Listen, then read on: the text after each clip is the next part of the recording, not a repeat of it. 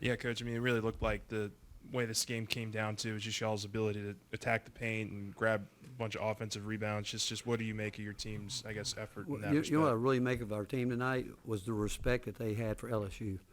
We talked about it, and I obviously have a great deal of respect for Matt and his entire staff. And when you lose players like he did early in the year and continue to find a way to just keep his guys in games, and we talked a lot about it, this team, and I thought we really mentally we were sloppy on offense, but they had something to do with that. I thought they played hard, they screened hard, but we felt coming in that was our number one emphasis, that we had to get to the offensive board, had to get to the lane as much as we could. But Jemai Mashak's 4 offensive rebound, Igor's 4, and his dunk was a big play in the game. That was a big play. But honestly, the game played the way we thought it would because they have fought all year long, LSU, and again, just the utmost respect for what Matt's doing and how hard his guys play. Chaz Lanier had 9 rebounds. I think he's been getting more rebounds recently. What has led to him being more of a presence out there?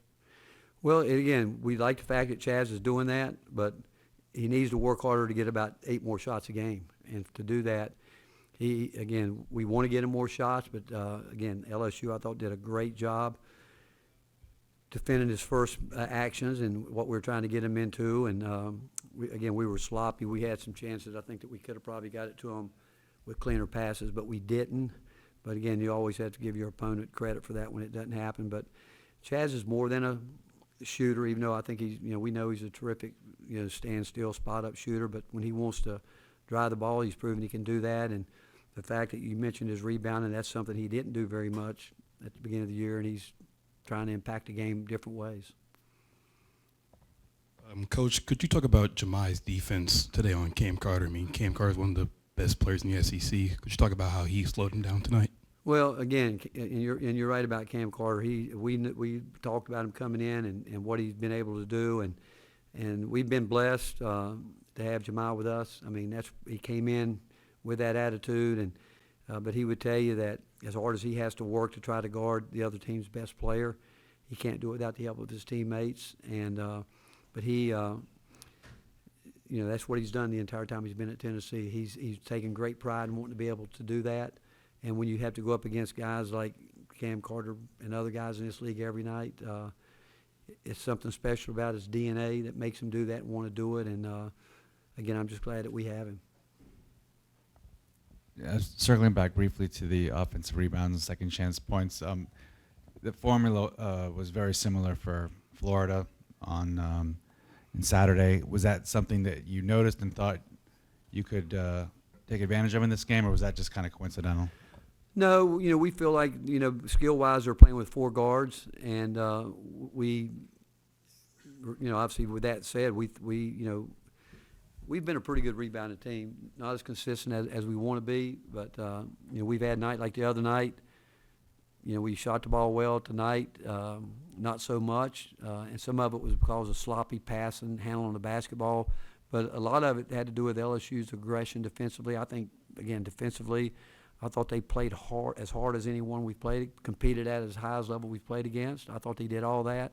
So a lot of it you have to give that to them. But just with we're pretty tall. We got a pretty big team, and we felt like we had to try to get in there and try to come up with those plays.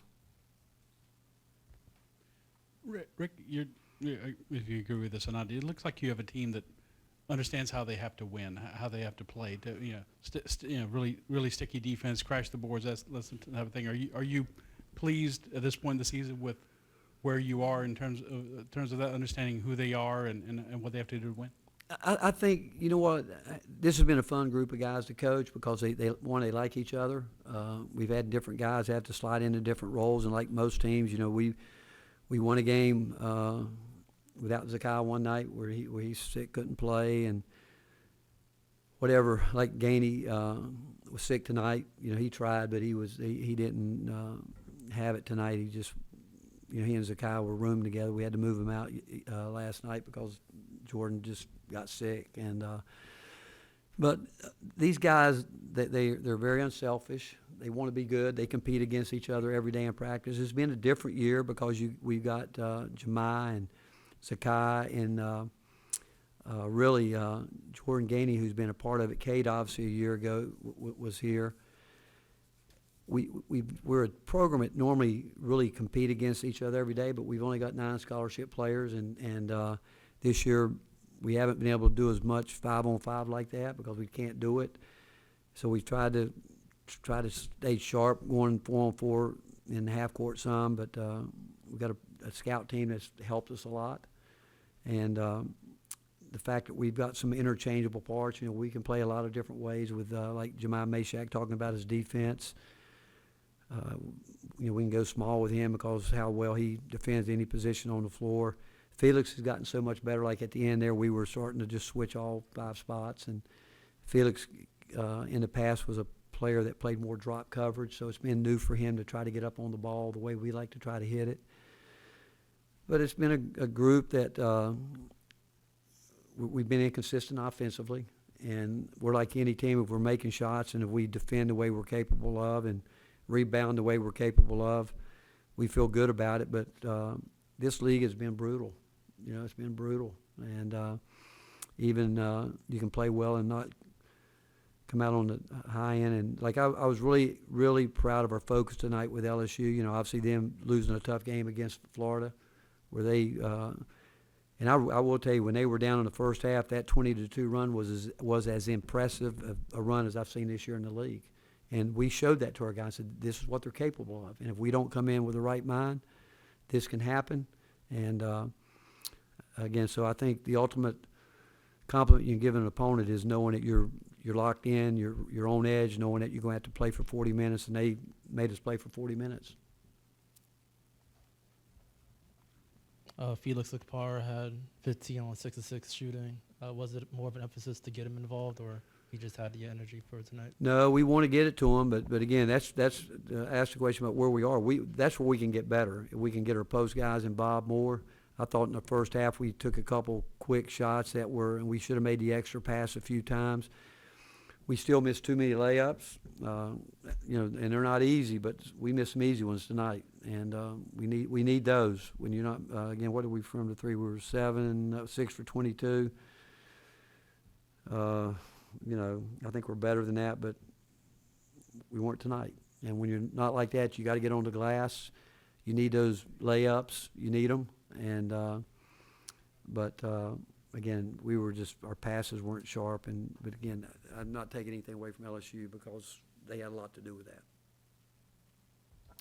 that. Coach, after seeing LSU's freshmen, just how they played today, you've been around this game a long time. Do you think Matt McMahon's building that foundation with these freshmen and younger guys to create a team in the future that can be a real contender? Well, first of all, Matt McMahon's a terrific coach. He's wherever he's been, he's done the job. And the fact that he's playing with younger guys, I think it's very smart on his part because he's here to build a program, which he will do. He's not a coach that's going to have winning teams. He's going to have a winning program.